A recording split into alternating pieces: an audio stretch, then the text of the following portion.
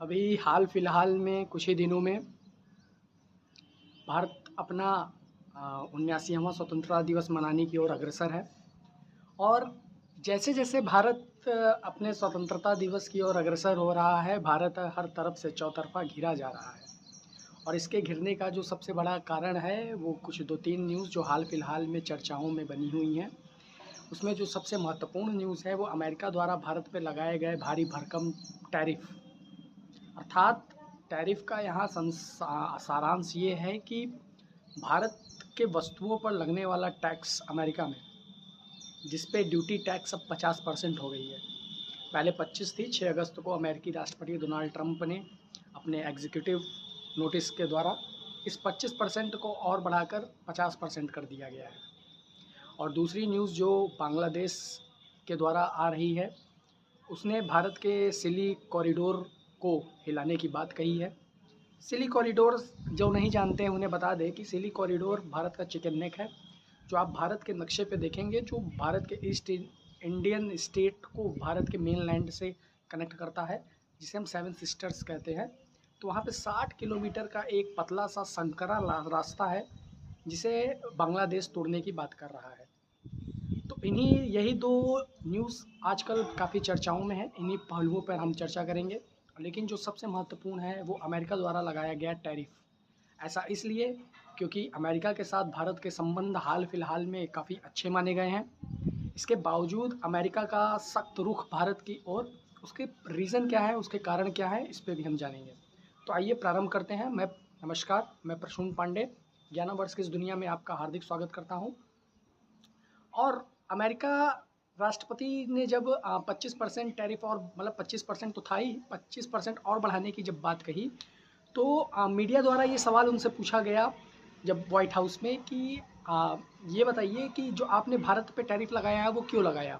तो उन्होंने स्पष्टता कारण बताया कि भारत या अन्य देश जो भी रशिया के साथ ट्रेड कर रहे हैं, तेल का आयात हो गया, किसी वस्तु का विनिमय का आयात निर्यात हो गया, तो इससे रशिया को जो लाभ प्राप्त हो रहा है, उस लाभ का वो उपयोग वॉर मशीन्स बनाने में कर रहा है, और जिसका उपयोग वो यूक्रेन के साथ वॉर में कर रहा है, जो विश्व शांति के पटल पर एक बहुत ही बड़ा चिंता का विषय है।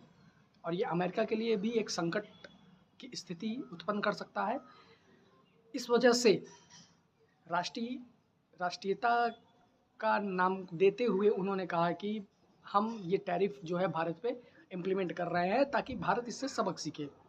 इस पे जो भारत का रुख आया, जब 6 अगस्त को 25% और बढ़ाया गया, तो भारत के जो विदेश मंत्री हैं एस जयशंकर, उन्होंने बताया कि भैया, ये जो व्यापार की आप बात कर रहे हैं, इस व्यापार का जो आपने आधार बनाया है टैरिफ को, कि व्यापार के आधार पर आप टैरिफ बढ़ा रहे हैं, तो सबसे ज़्यादा व्यापार तो अमेरिका और अमेरिका के शागिर्द अर्थात यूरोपियन यूनियंस करते हैं।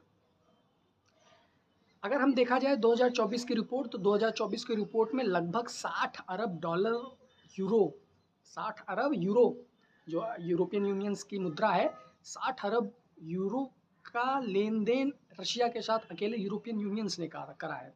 और जो अमेरिका अन्य देशों पर टैरिफ लगाकर अपना दबदबा कायम करने का प्रयास कर रहा है, वो खुद, चाहे वो आपका यूरेनियम हो, चाहे वो आपका नाइट्रोजन या पोटाश संबंधी उर्वरक हो, या चाहे आपका प्लेटिनियम हो, जिसका उपयोग टेस्ला और अन्य मोबाइल संबंधी उपकरणों में यूज़ होता है, उसका आयात रशिया से काफ़ी मात्रा में 2024 में किया।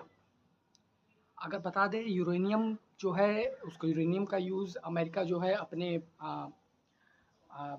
न्यूक्लियर रिएक्टरों में करता है। और जिनको नहीं पता है, बता दें कि यूरेनियम एक बहुत ही महत्वपूर्ण एलिमेंट है।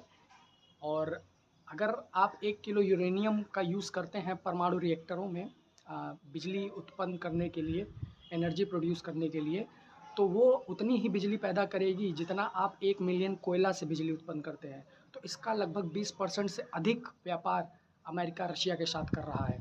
अमेरिका साथ ही साथ उर्वरक की डिमांड अमेरिका में बहुत है, तो उर्वरक में नाइट्रोजन और पोटाश संबंधी उर्वरकों का आयात अमेरिका कर रहा है।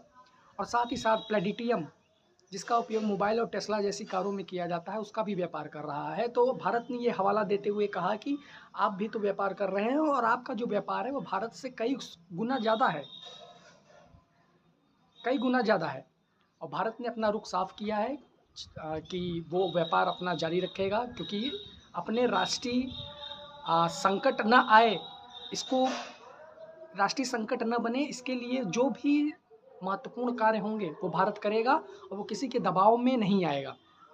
और अभी हाल फिलहाल में चाइना, रशिया, भारत आपको देखेंगे कि भालू, हाथी और ड्रैगन एक साथ आते हुए दिख रहे हैं, क्योंकि 31 अगस्त और 1 सितंबर को भारतीय पीएम का दौरा जो है वो आपका कहाँ है, वो चाइना के शंघाई कॉरपोरेशन में है।